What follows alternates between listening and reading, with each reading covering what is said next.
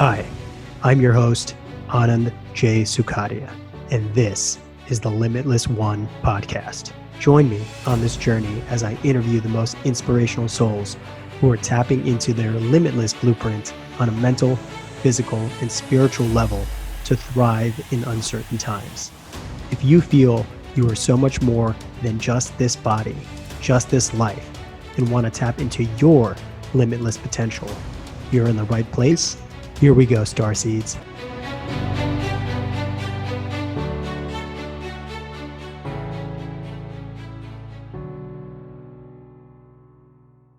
Do you want to set yourself up for generational wealth using simple mindset and cryptocurrency strategies? Today is your day to set that plan in motion. Welcome to the Limitless One podcast, starseeds. I am your host, Anand J. Sukadia. Today, we have a unique opportunity to speak with one of the biggest game changers in the cryptocurrency world, John Vasquez, or as his 800,000 combined social media followers affectionately call him, Coach JV. Coach JV woke up from an attempted suicide on December 18, 2006, to a book called The Secret. From that day forward, the next 15 years of his life would never be the same. After his attempted suicide, JV pursued a bachelor's degree and graduated CBA Executive Banking School, and then scaled himself up to be vice president at a large bank. After years of dedication to the corporation, he went through a spiritual awakening and started to see the system for what it was.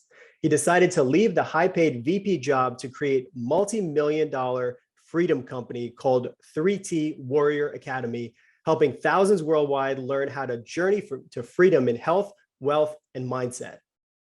Being the top crypto and mindset coach in the world, currently he helps business owners and people break free from the job, just over broke mindset, by creating breakthrough performance in wealth generating assets. Coach JV is also the author of 2 books, owner and creator of a top motivational podcast called JV Impacts, which I listen to pretty much every morning, has a social media following of over 800,000 combined subscribers, and is a featured leader in Yahoo Finance.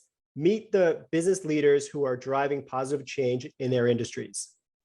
Today, JV remains dedicated to his family, children, entrepreneurship, and following his #1 mission in this world, creating a positive impact on someone's life every single day. Welcome to the podcast, brother. How are you?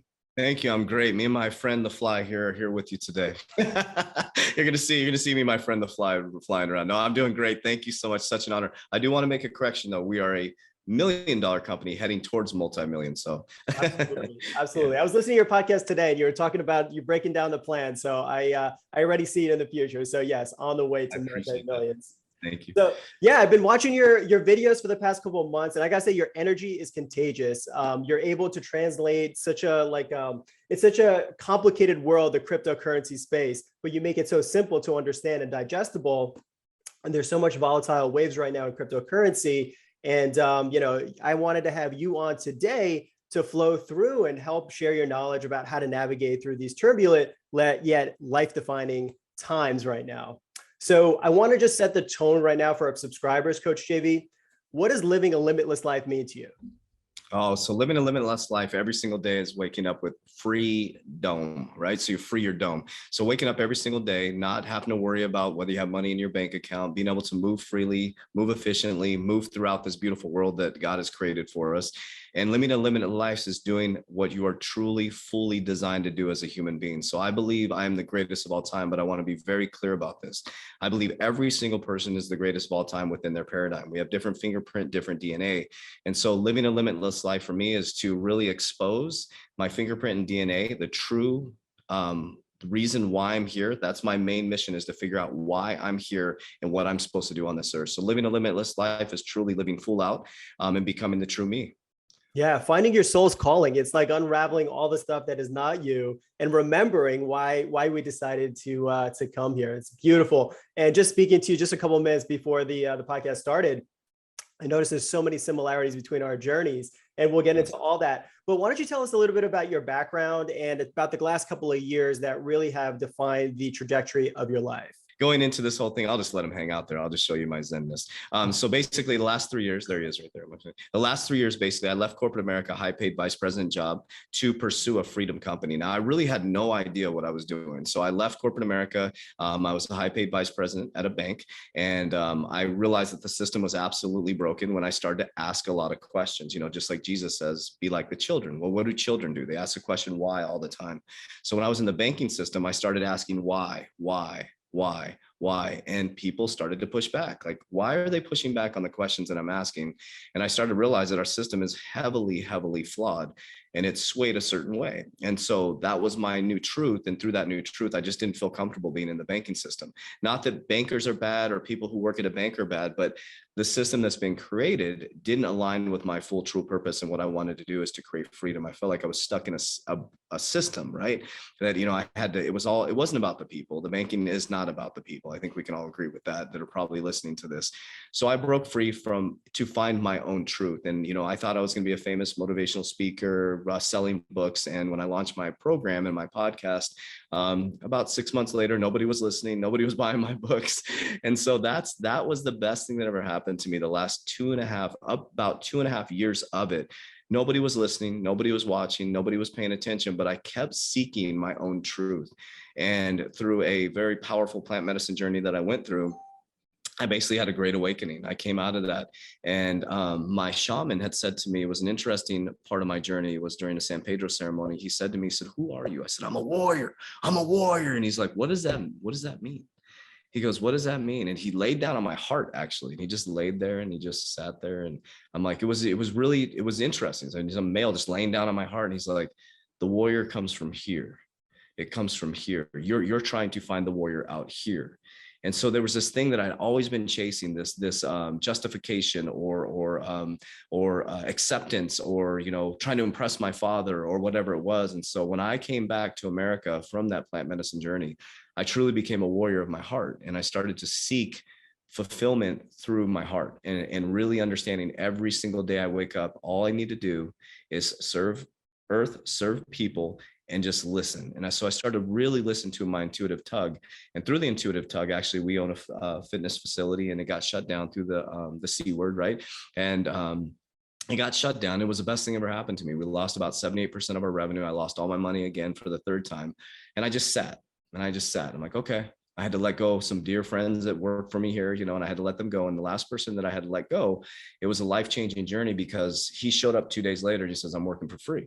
And so we decided to work for free. And he realized, he would go outside and he hugs the trees every single morning. He would hug the tree. And there was this moment in time, like, going to kind of deep into this, but this is really important, this story. They cut down the tree right in front of our building. And he was like, people are like, "Oh, the trees got cut down." He's like, "Well, maybe it's going to become a chair." I said, huh. And so he just went down the way and he hugs the other people's tree down the way of the business. They're like, "What the hell's he doing?" He hugs a tree every morning. He says, "We have everything we need. We don't need any money.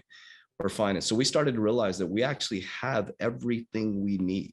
So if I really needed to eat, I could walk down the street. There's orange groves. I could actually eat some oranges. If I needed water, if I walk into Starbucks, they legally have to give me water. So I have vitamin C. If I eat a bunch of oranges, I'll be fine. I'm sure I can find some lemon trees. I'm sure if I knocked on people's doors, somebody would give me food, right? You see people. So we started to adopt that we had everything we needed, and we started to say, we just want to be paid to be us.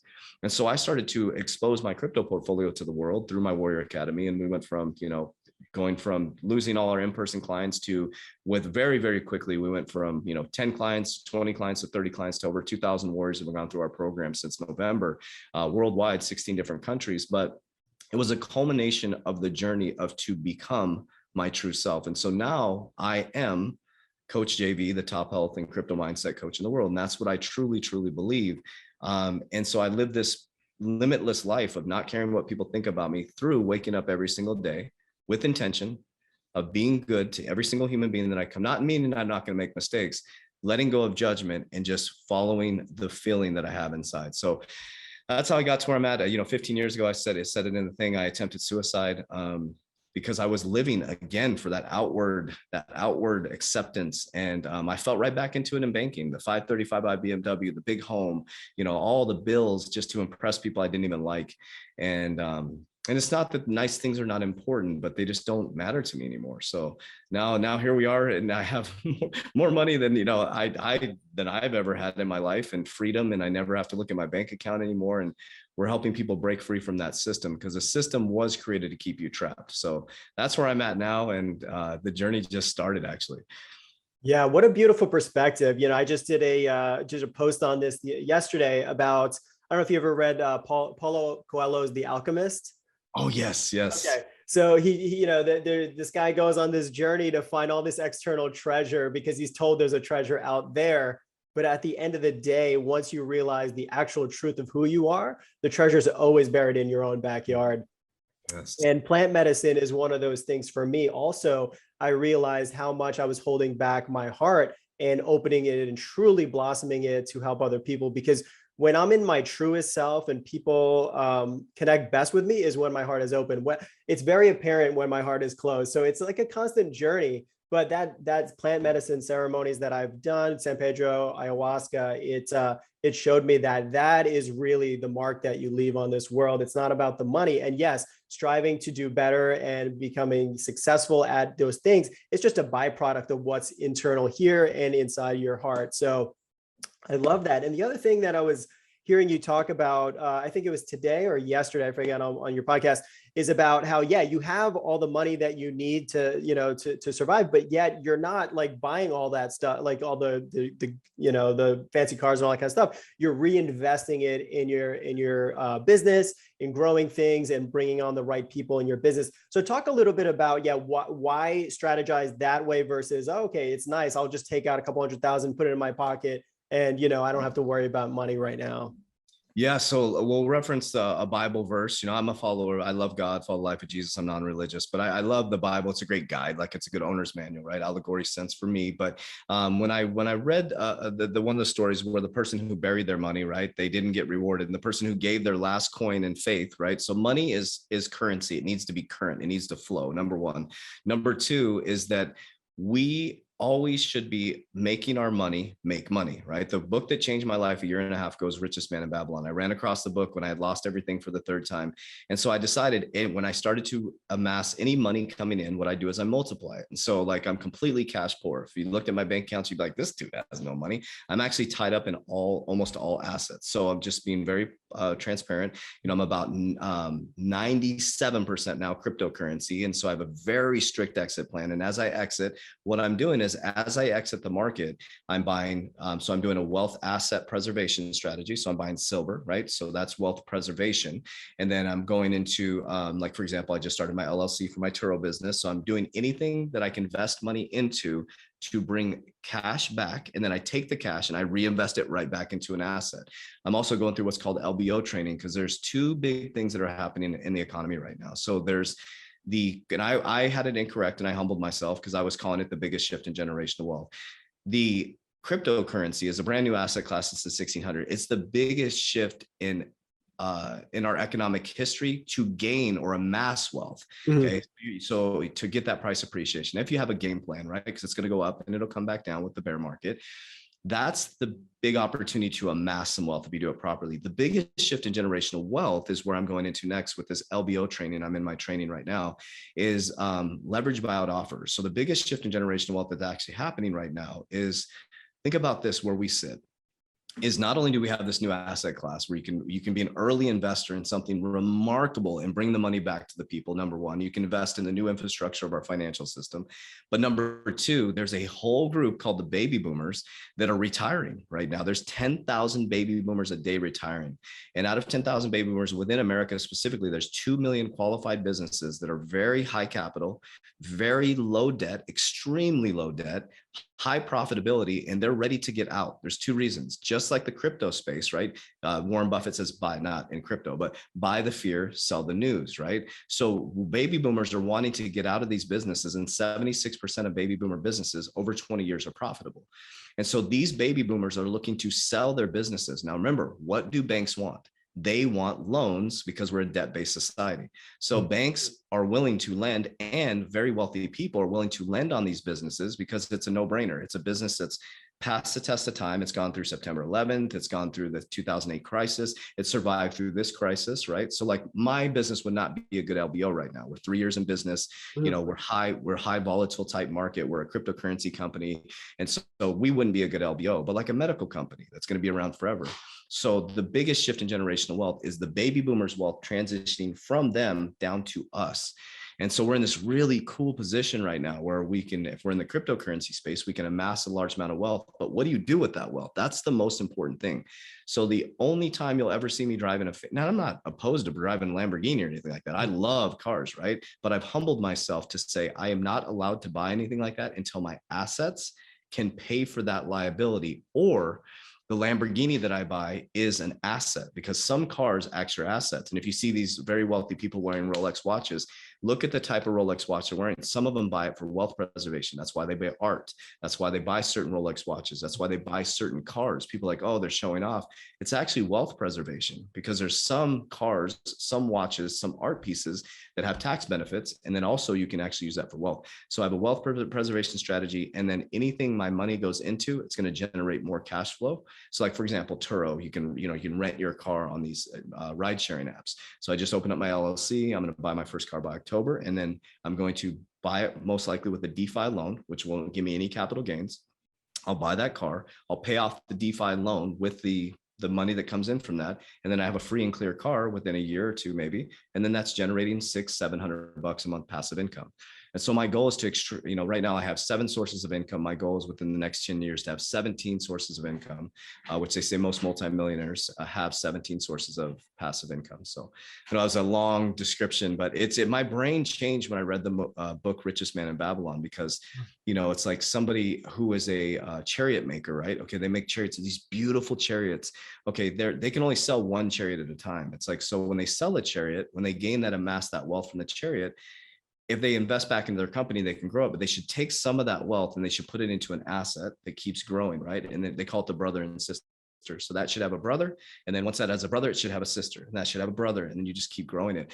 And it's a weird thing happens. All of a sudden, money does not matter anymore. It's the weirdest. I'm in this paradigm now where, am I super multimillionaire wealthy? We built a $1 million company. I have a large crypto portfolio that if it goes the way it should go, right? Or we think it's going to go, yes, I'll be a millionaire this year.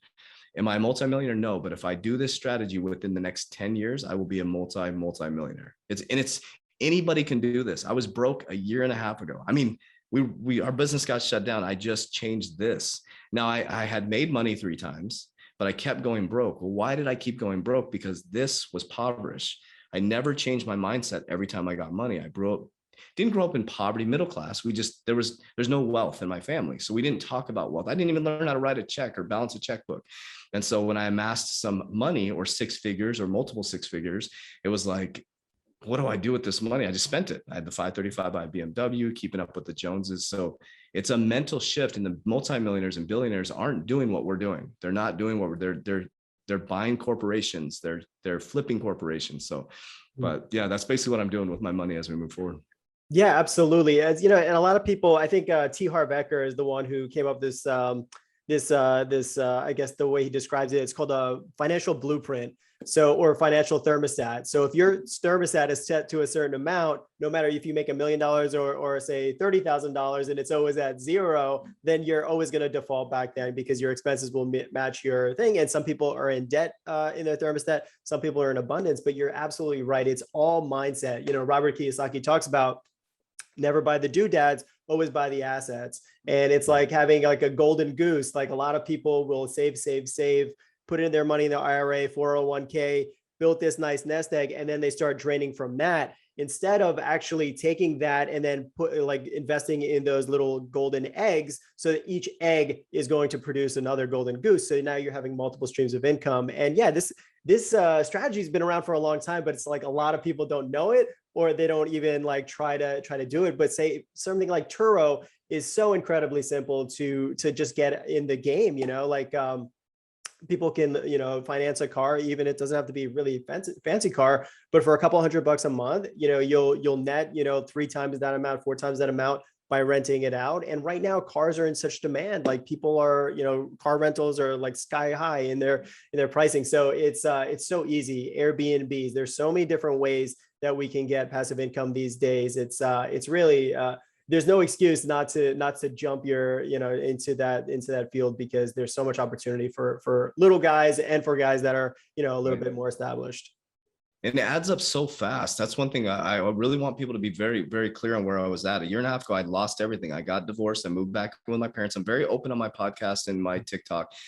TikTok is what, if you're in business and you're not on TikTok, you have to get on TikTok. That's what built our company. TikTok did. It was like, it's an amazing tool. It worked. It really helped because I'm able to reach the audience that I'm seeking. And so, I lived with my parents for a year and a half after I got divorced. I humbled myself. Me and my kids moved in a 1,000 square foot home, and we chilled with my parents for a while. I was like, no, I'm getting my shit together. I'm getting my shit together. I'm no more. I'm going to live above my means. I don't need fancy things. I'm still wearing the same shoes. Like, I'm just like, I am so obsessed with helping other people be free. All I want is my family, and I consider my warrior council, my warrior team, and I just want everybody else to feel like I feel.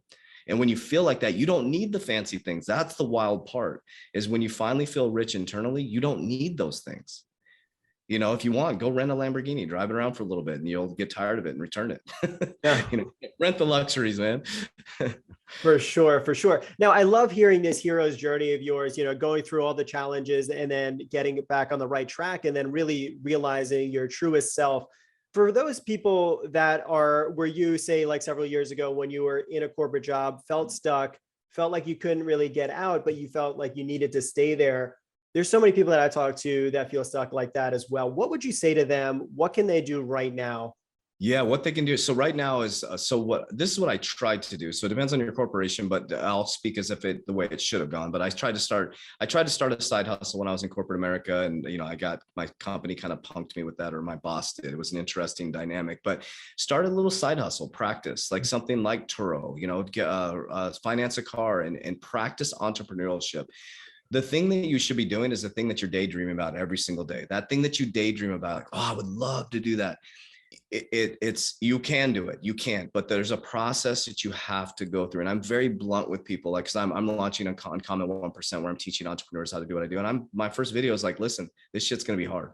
It's going to be very, very difficult. I'm not getting you some get rich quick scheme. It took us 3 years to finally figure it out. 3 years. And we almost went out of business 3 times. I mean, literally, I spent my whole 401k, but thank God I did. Thank God I did, because the key was to continue to seek to find myself, right? Once I became my true authentic self, boom. I mean, it was like a firework went off. It was like, and now it's this whole thing. But so there's a process you have to go through. So first is going to be judgment, right? So especially if you're in a corporate you're going to go through judgment, and that's the hardest part. Then you're going to go through this judgment to respect phase, right? Most people don't make it through that because they're trying to step out. Okay. They're like, they got a plan B. Like, I can go back to get rid of the plan B. Get rid of create a plan, another plan A. Do not have a plan B, because if you have a plan B, you're 1 foot in, 1 foot out. When I left, I literally burned every bridge behind me. I even was talking shit on my way out. I was done. I was like, I'm done. I'm not going back to corporate America. I just got my CBA executive banking certificate. I mean, I could go run a bank and I could go be a CFO or something. And I was like, no, I'm done. Like, I'm done. I walked away. So there was no plan B. And all I did was kept stepping in faith, right? So the thing that I always talk about is the apple seed. So then I learned this with my shaman through my plant medicine experience with San Pedro. So I've worked with him twice now. And so I always think of the apple seed, right? This is if you can really see yourself as an apple seed. So you have to plant the seed, number one, in fertile ground. But remember, once the seed goes into fertile ground, which is people, places, things, environment, it has to go through a 10-year process to bear 1 apple, right? 10-year process. You have to ask yourself a question before you step out. Are you willing to wait patiently for 10 years? Just give yourself that, because if it happens in 2, great. If it happens in 3, fantastic. If it happens in 5, great. Set your mind on 10 years, because there's 10,000 hours of mastery, and then 10 years for an apple seed to bear 1 fruit. So think about the apple. It has to grow the roots, and then it has to break through the ground in a violent process, right? Then it has to build its trunk, and then it has to get the bark around it to protect it. And then it has to build the branches. And then all of a sudden it bears 1 apple. This is what tripped me out my last plant med experience. It bears 1 apple. After it bears 1, a multitude of apples. So now we're in that multitude now, right? But my shaman tripped me out. He goes, you know what's crazy about an apple tree? it never eats its own apples. It just keeps growing them and giving them away and Mhm. growing them and giving them away. And I'm like, wow, that was the heart. We just went through this recently. And I was like, okay, so I just need to keep giving away this knowledge, give it away to as many human beings as I can.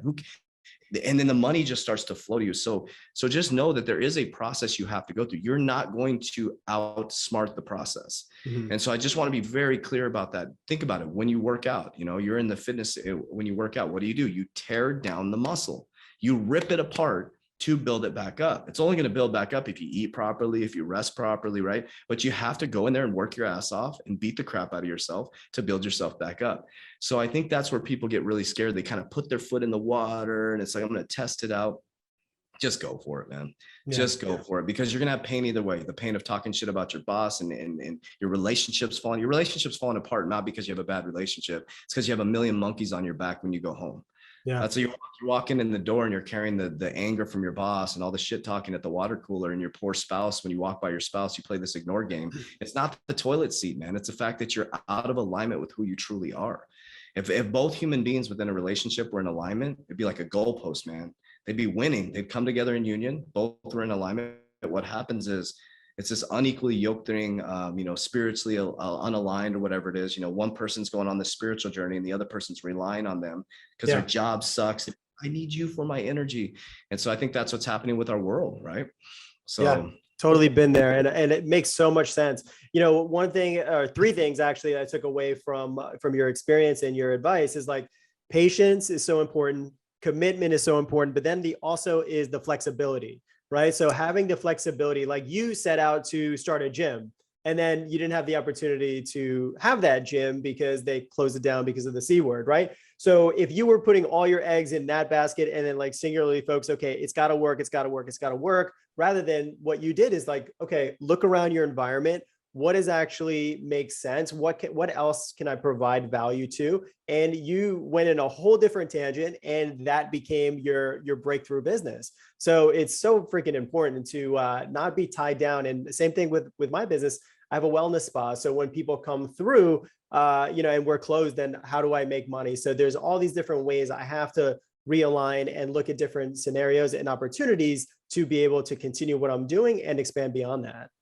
Yes, that's beautiful. And I think that's the biggest thing is, there's many things I love the Bible as an owner's manual, right? And they taught, it's God says, be in silence with me, just sit. So what I did so I let, one of my dear friends go, and I come, here's the exact story of what happened. So I had this moment where I yelled at God, omnipresence, Buddha, Allah, whatever you believe in, I believe you.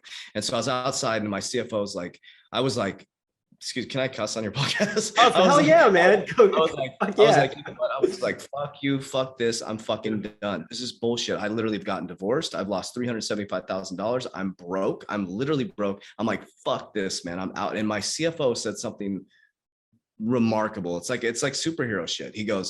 He said, you're a fucking legend. Get back in there. And something just jarred me.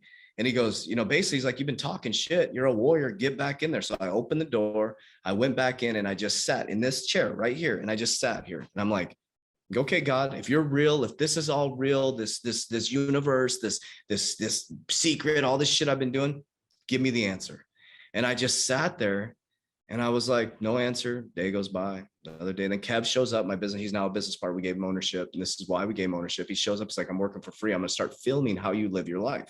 Mm-hmm. And he's like, I think people need to see how you live your life. You're so disciplined. And I'm like, and that became, I got paid to be me. He's like, well, start telling people what you do. I'm like, well, I did a video on crypto because that's what kept my family eating cryptocurrency. And I'm like, okay, well, I'm going to start and then God was like, I sat in silence and God was like, here's what I want you to talk about. And then next thing you know, boom, that's why it's so important. Yes, seek wise counsel, but make sure the counsel is wise. Number one, mm-hmm. Make sure they're actually going where you're going and make sure that's not rooted in jealousy. That's one thing that's really important. Number two is be your own wise counsel. We know if something's right or wrong. We can feel it. We can feel if that person around us is right. We feel that energy, especially when you become more aligned, right? And you clear your gut and, you clear your mind and you get more aligned, fasting, you're working out, you're doing the wellness spa, you just become more aligned. And like you said it in the beginning, like star seeds attract each other, just like drug addicts. Just the reason I attempted suicide, I was an opiate addict and I was hanging around crackheads, man. I mean, I even think about that. I'm like, I was going to crack houses to buy stuff. I'm like, I was a clean cut dude, got out of the military. 6 years later, I'm a crackhead, man. I'm like, literally like attracts like. It's that simple. I mean, I was buying opiate on the black market, man, doing anything. I always joke. I say, if I ran for president or governor, I'm like, there's pictures of me out there somewhere on the internet that somebody's going to find. I already put it out there. Go look for them. If you can find them, post them. Let's get it out of the way. Yeah. I did some crazy shit to buy drugs, man. And I'm like, I know it's out there. And I do it on my YouTube channel. I'm like, go find them. If anybody can find them, I'll pay you some money to expose me, like put it out there, because that's the power of you are who you surround yourself with, and you are what you think. I literally was thinking about impressing people so much, and then the person that I was impressed by was taking opiates and I had an injury, and so I'm like, oh, I look up to you, so that's what you do. And it was just like, whew. And I went down to hell, and then I came back, and I'm living heaven on earth. And so I don't know where I went with that paradigm part of it, but it's so important, man, to really find your truth. And your truth, you got the picture in the background. It's up here. It's in here. It's internal, man.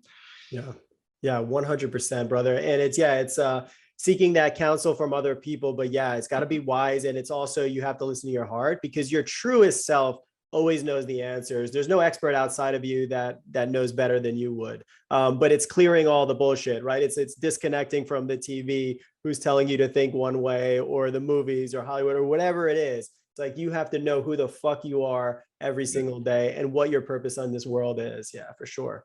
So let's get into how you got started in cryptocurrency and mindset coaching. Yeah, crazy. So mindset coaching started when I was in corporate America. So I attempted suicide. We've said it a couple of times, but it's like, I built myself back up through the book called The Secret. I started watching Tony Robbins, Les Brown, Eric the Hip Hop Preacher. I just started plagiarizing from all these leaders, and I started following their steps, getting up early in the morning, meditating, praying. And I didn't know what the hell I was doing, man. I just started doing high intensity training versus bodybuilding training. And I started to see my life started to change. I moved up really fast. In about 2013, somebody said, how did you move up so quickly in banking? I'm like, shit, I don't even know. I was so hungry, like physically, spiritually hungry, because I had a daughter I couldn't even take care of, that I thought I was just so hungry to get back on track, right?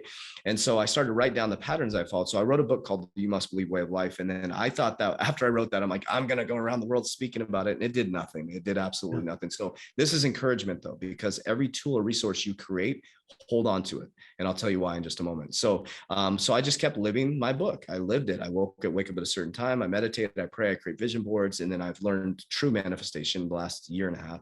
And so I left corporate America thinking I was going to be some famous motivational speaker around mindset, achieving greatness and all that stuff. But I realized I really hadn't done shit with my life. And so I went through this massive trial and tribulation to rebuild into who I am now. And now people come to me versus me seeking speaking gigs and stuff like that. And so now my book, ironically, is the whole premise of our Warrior Academy. The third book I wrote in 2013 is now taken us to $1 million company, right? Because it's a true model of how I live my life.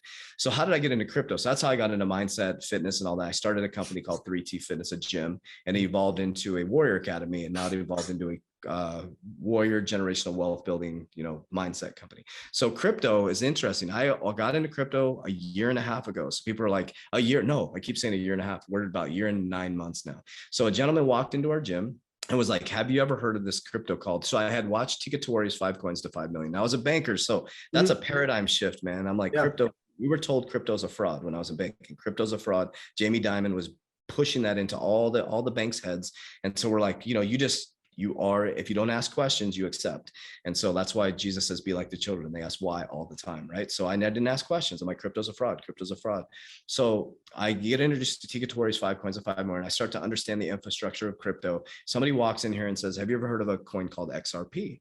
And I was like, No, I haven't. You just got to check it out, man. I had just gotten into crypto and I looked at it. And so now I'm an ex-banker. I went to CBA Executive Banking School. I learned how to scale banks in a simulation system from the ground up, right? And I ran banks. And I was like, holy shit. If I had this technology when I scaled my banks, I could win the whole sim system. I was like, this is remarkable because the Swiss system was built before the internet. It's an old archaic banking system, right? It takes a long time. There's a lot of human error within it. I think the federal, I can't remember what organization, but about 16% of their failures in regards to the transactions, right? It's slow, it's clunky, it's expensive, and it's so expensive to move your money out of countries that some countries can't even get their money out of their country. It costs more. So I love the financial inclusion. I loved all what it was about. Well, I didn't understand that a lot of people in crypto hated XRP because it's a centralized banker coin, blah, blah, blah. And so I started to really understand it. And I said, you know what, this is my truth. I really believe in this technology. And so I started to really get into it. And I'm an obsessive compulsive person. So I dove into crypto and I just started spending 8 to 9 hours a day researching it. And the rest is history. So about a year and God, almost 10 months. I keep saying a year and a half. It's been almost year and 10 months. I've just been every day, 8 to 9 hours a day researching cryptocurrency. And I amassed. So what I did is I had gone broke and I had some cryptocurrency and I started driving Uber. I started doing the Gary Vee strategy. I was flipping, like there's money everywhere. So if you say, if you're broke, it's your fault. I started flipping I would go to like grocery stores, thrift stores. I would take a vacuum, fix it up. I'd flip it. I was doing everything. And I just started putting money into crypto. I was buying XRP at 17 cents. I was buying VeChain at 0.000. And so I built this little portfolio that was 10 grand, then it went 30, and then it went 6 figures. And then I learned the game by being obsessed with it. And I've already, I think, gone over 10,000 hours of mastery just by going deep. Because now we have a crypto company, we have a research team, we have a technical analysis team that's in Germany. And so I'm like, you are what you focus on. And so now, I'm speaking all over around cryptocurrency. And I'm like, well, why is that? Why? There's been people that have been in it since 2017 that I'm doing way more speaking than them. It has nothing to do with I have more knowledge than them. It's because I've devoted my life to freedom. And that's what God presented to me. And so that's how I got into crypto. And so I decided to add it to our academy. And people are more concerned about their money than they are their health, just to be honest with you, right? So it's a catalyst that allowed what God told me to do is give people what they want. And then when they come in, show them what they need. So as they come in through crypto, we heavily encourage them to go through a 120-day challenge, which is workout program, nutrition, subconscious mind programming, goal setting, vision board creation. And the people who go through our 120-day challenge are 10 times more successful and actually stick with the program, not only financially, but spiritually. And so it's like, God's like, here's the vehicle, because everybody's worried about their finances. But once they get in, show them what they really, really need, because wealth is here. So that's how it all, and it was basically from just being silent, just listening, being like, okay, God, what do you want? Like, what do you want from me? So that's how I got here. And it just, I just wake up every day and I feel blessed to be talking to you. Like, I'm just very grateful, man. Like but anybody can do this. That's the part that blows my mind. Yeah, it comes through in everything that you say, like just your energy, your heart, you open it up and you're so transparent with your audience. And I know you talk a lot about like fear, uncertainty, and doubt and getting beyond that, especially in this crypto space with like, even like XRP right now is going through that SEC lawsuit, but there's so much to the backstory. Can you tell us a little bit about, all the things you've uncovered? Yeah. Oh my gosh, the lawsuit, man. Holy cow. Let's talk about the players in the game first, and then we'll go into the lawsuit and what's happening with America. This is the only person that's pulling the brakes on XRP. So we have to think of I always study the players in the game, right? So remember, whatever they're doing, do the opposite. That's the rule that I live by. And it's changed my whole life financially. Whatever they say, do the opposite, because they're not telling you their game plan. It's the art of war. They're like, hey, look over here. As Jamie Dimon said that Bitcoin's a fraud in 2017, they were actually investing in Bitcoin, right? Yeah, and they were actually trying to create their own Chase coin, right? Or JP Morgan coin or whatever at this very same time. Yep. And it's developed. They have the JPM coin. They have their own Ethereum type blockchain. It's just nefarious stuff. But okay, we know that's the game, right? So just play the game. Look the opposite way. Do what they're doing, right?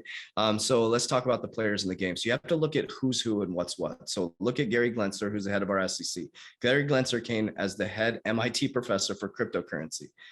Before that, he was the head of the CFTC. Now, these are organizations within our economics and how they run our economics, right? So you look at Brian Brooks. Brian Brooks last year left the head legal counsel of Coinbase, which is a top cryptocurrency exchange, became the head of our operation of currency control. During his short tenure there, allowed federally chartered banks like Bank of America, Wells Fargo, that's what a federally chartered bank is, to custody your cryptocurrency. So in his short tenure, he leaves, and then he becomes the CEO of Binance US. Now he left just recently, so we'll talk about that. Now, Jay Clayton, who was the head of the SEC before Gary Gensler. Now, this is important to understand this stuff. On December 18th, One River Capital increased their position in Bitcoin and Ethereum by $600 million on December 18th. Okay, so now this plays into the game. So Jay Clayton throws out an SEC lawsuit. I'll never forget it. I had to quarantine myself because of the C word. And I was in a hotel quarantine, and my phone starts blowing up on December 22nd. Everybody's like, dude, they're suing XRP. I'm out. I was like, bye, Felicia. I was like, have fun. Because I know the game. I was like, see ya, have a great time. So I started buying more before they delisted it. I didn't know they were going to delist it. And then by December 23rd, Jay Clayton abruptly leaves the SEC. But guess where he went? To consult for One River Capital, a cryptocurrency firm. Then you have Bill Hinman, who's a former SEC chairman, who consults for, I always say the name right, Andreessen Horowitz, if I say it correctly. Andreessen Horowitz, right? Or Hershowitz? Yeah. So he has you got it. So he has a Mark Andreessen's right company, right? Yep. He has a $2.2 billion cryptocurrency fund that Bill Hinman actually consults for. And so all these players are moving into these crypto, Rosie Rios left the treasury didn't leave the treasury, but she was the last person to sign. She signed the $100 bill. And she's also quoted saying that I'm responsible for bringing in a new type of currency. She's now on the board of directors for Ripple. If you look at the board of directors for Ripple. So I study the players in the game, and that's how I make my investments. The fact is, we're in the 50-year jubilee. In 1971, we detached from the gold standard, right? This last Sunday, August 15th, 2021 was the 50-year anniversary of detaching from the gold standard. We're in a extremely, extremely overvalued stock market. Quantitative easing, more money's been printed within the last 8 months than in history. Yeah. More money's been printed since the inception of Bitcoin than in history. So we have quantitative easing happening, very low interest rate environment. So it's really grim for the normal everyday person that's been following this just over broke system. Extremely grim for these people. Yeah, and inflation, you throw that in there too, and people are losing money by the second right now. Yep. And so what happens is those who have awakened, right, to this new reality of cryptocurrency or understand how the system works. So what's going to happen is, this is just my opinion. You don't have to take my advice, or this is not financial advice, but there's going to be a massive separation between the rich and poor. The middle class is going to get wiped out. This is Jerome Powell saying this. Jerome Powell said, we're coming back to a new economy leveraged towards technology.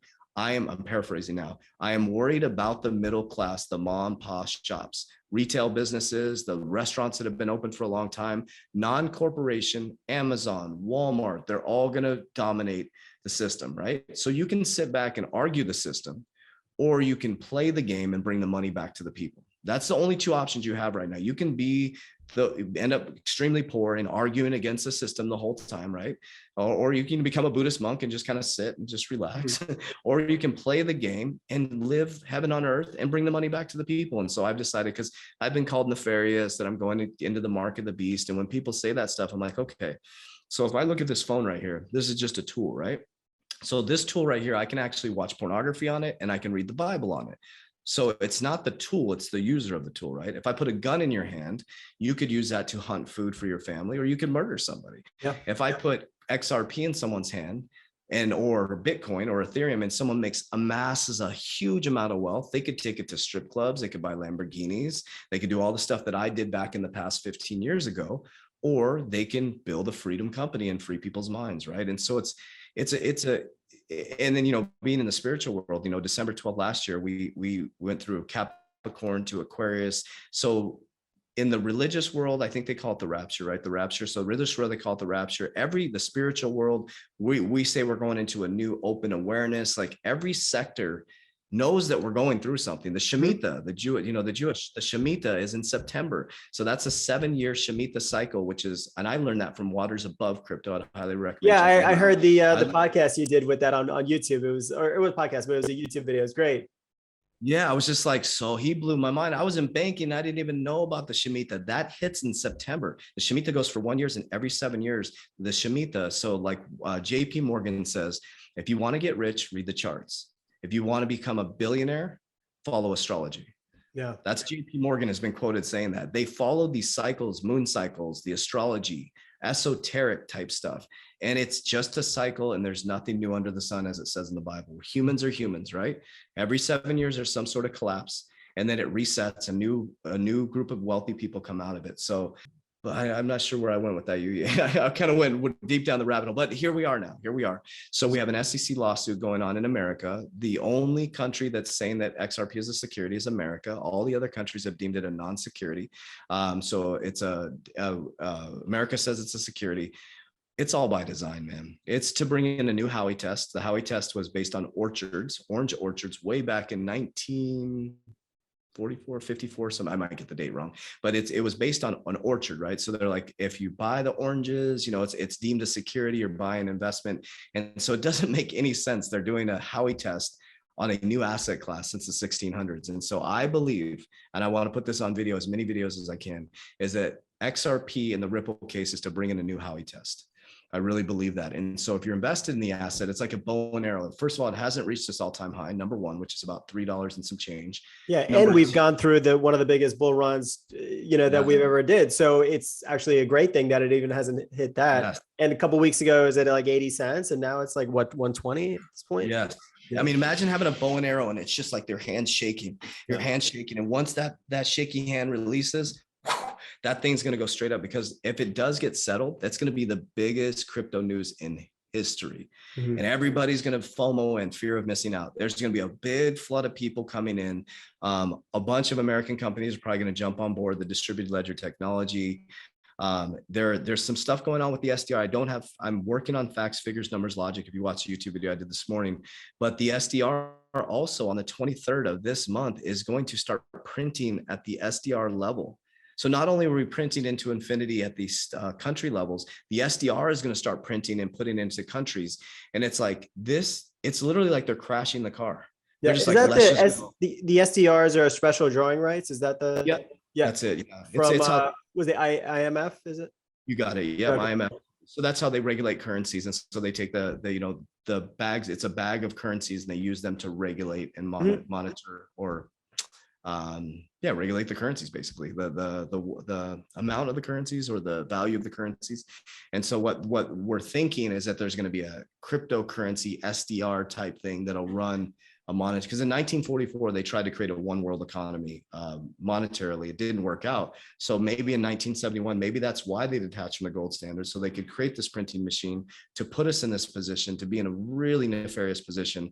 Because things you have to think about too economically, if you're not believing in crypto or you're kind of on the other side, it doesn't matter about crypto, but think about 2008. Like, I went into banking right when the collapse happened. So who in the government allowed those loans to even go out? And who in banking? I was an executive at a bank. Like, how would bank approve non-income stated loans? Yeah. I mean, you could be a stripper and walk in there and get 5 loans with no income stated loans, interest only for 7 years. People were living in $1 million homes with no income stated. Like, that was on purpose. Like, there's no way. Like, I was in banking. I'm in banking. I was in banking. I left banking, but I'm like, so this is the thing. We were just doing our live this morning. So Jesus says, be like the children. You know why? Because children ask the question, why, over and we get annoyed as adults, and we say, because I said so. Don't ever say that to a kid. You're literally stifling their innovation. If they say why, answer why. Mm-hmm. Here's why. And then what happens is, adults, we stop asking why, especially if money's involved. We stop asking why. And so I was making a ton of money as an executive, and I started asking why. I'm like, I don't want this money, dude. I'm out. Like, I don't care if I go broke. I'm going this way, and I'm going to go find my truth. And I started asking why about everything. Why should I do plant medicines? Why did I get these answers from the plant medicines? God, why is it this way? I'm like a little kid now. Yeah. And so, like, when I hear something, I'm like, well, why is that? Why should I go into an ice bath? Well, here's why. Okay, now I feel better. Like, we got to start asking why again. We were built into this system where we've been shut down. We stopped creating. If you want to kill a human, stop them from creating. Mm-hmm. So. Yeah. So beautifully said. And right now in the world that we live in, you're not supposed to ask any questions about, anything other than official narratives. And, I refuse to do that. When somebody has good connection with their spirit and their soul, that transparency, truth, light, everything should be open so we can discuss and talk about things and see and come to the right conclusion for all of us and the benefit of the individual and the community at large. But when someone tells you, no, don't ask any questions, just follow it this way and be a good little boy or girl, whatever it is. It triggers me, man. It's like, it's against my spirit. Yes. And it's against your spirit because, we're supposed to ask questions as humans. We're supposed to keep asking why. Yeah, for sure, brother. Tell us a little bit about T3 Training Academy and how, how people can get involved and understand more about what you do there. Absolutely. So we have two different, some people get confused. So I'll explain the two different business models we have. So 3T, it's kind of cool. It became a conglomerate of multiple companies. So we have our Warrior Academy. We have our Uncommon 1%, where we have a waiting list, but where we teach entrepreneurs, we teach people with an entrepreneurial mindset that have knowledge on how we built our company, the funnels, the email campaigns. We don't do any marketing. We do it based on people find us, and it's an ecosystem that we use. So we have Uncommon 1%, where we teach people how to build that infrastructure boot camp. So everything's a boot camp for us. So we have the Warrior Academy. It's crypto, mindset, subconscious mind programming. They can find all of it through going to my TikTok, Coach JV _ Coach JV _ on Instagram. There's a ton of fake accounts. I was just going to say, watch out for the fake accounts. Gosh, it's insane. It's so sad. It's so sad. But you go to the Coach JV, you can officially find it through my YouTube channel, the 3T Warrior Academy. But if you just type in Coach JV in Google, you'll find everything. You'll find our Warrior Academy, our YouTube channel. I would just start with our YouTube channel. There's so much free content on there. I mean, we put out 2 to 3 videos a day. I put out probably 2 to 3 to 4 TikToks a day. There's thousands of free videos. So, I mean, if you don't want to join the program, that's fine. Just start seeking and you will find. And so that's what we do. And I have podcast. It's the Coach JV podcast. It used to be JV Impacts, but it's the Coach JV podcast. And it's just me unhinged every single morning. So beautiful, brother. And let me ask you a question. Like, why do you think you came here as Coach JV on Earth, on planet Earth? What did you want to experience? Great question, man. I came here to shift my generation. That's why I came here. I'm a generational shifter. I know that for a fact in my heart of hearts of hearts. I came here to leave. Now, what I mean by leaving a dent in the universe. So there's somebody, I follow the life of Jesus. I look up to the life of Jesus. I love the story, the allegory, whether it's a story or he really lived. I believe he lived. And I think he was just a really powerful human being. I want to be that type of figure that leaves an impact on millions and millions of people, where I'm spoken about for a long time, not for ego, but for allowing people to see that they are free, And so that's why I'm here. I really believe that. And I knew that when I was a little kid, man. And so what happened was, as a little kid, that's why I ended up, it's nobody's fault, but that's why I ended up attempting suicide, because every time I would express this inner knowing, like, people would just push me down and like, oh, we stop thinking outside the box. And I was trying to question everything, and then it got stifled. I just got stifled. I'm like, okay, well, I didn't get the girls. I kind of became seclusive. And so I became a bodybuilder. And so, like, I think we come here on earth to find that. And so I'm pretending, I don't know what happens after we die. I don't think anybody really knows. We can all guess based on our leader or wise counsel, but I'm pretending that the way I leave is the way I come back, if we come back. So that's how I'm pretending. So if I died today, I'd be pretty happy with coming back where I'm at. I'm not satisfied with where I want to go, but I also want to be a great, get emotional, but I want to be a great role model for my kids, because my daughter, the first 3 years of her life, I was a drug addict. And so I got a second lease on life, and I got blessed with my son and my daughter now. My son was born, so my son gets to see a completely different dad than my daughter did. And so I'm looking at them right now in their picture, and I'm like, I'm really motivated to show my daughter, not to repair anything, because what I did was by design in regards to who I'm supposed to be, but to really show her her true self. And you can see it through my daughter. If you see her, she's a beautiful soul. She's 17 now. She's becoming her own. People ask her if she wants to go to college. She's like, absolutely not. I'm not going to waste my parents' money. I'm going to go travel the world. She has a game plan. She's like, I'm like, good. And people give her so much shit for that. I'm like, no, good. Travel the world. She's like, I'm going to go be an airline stewardess. I'm going to go work for an airline, and I'm going to travel the world till I figure out what the hell I want to do with my life. And I'm like, that's awesome. And so that's my job. I think my job is, they're my teachers, and my job is to learn from their teachings, man. Beautiful. What an amazing way to wrap it up. Thank you so much for your time. One of the translations for the term warrior or samurai in Japanese is one who conquers himself. And I really believe that every single time, every day, we have to look inwards, conquer, slay those dragons within so that we can provide more love and light in the world. And then sometimes externally, we have to be a warrior and stick up for what's right. So I applaud you, and I'm so glad you're in this fight for humanity and light and wealth generation for so many people. So thank you so much, Coach JV. I really appreciate you. Yeah, thank you. It's an honor, man. Thank you.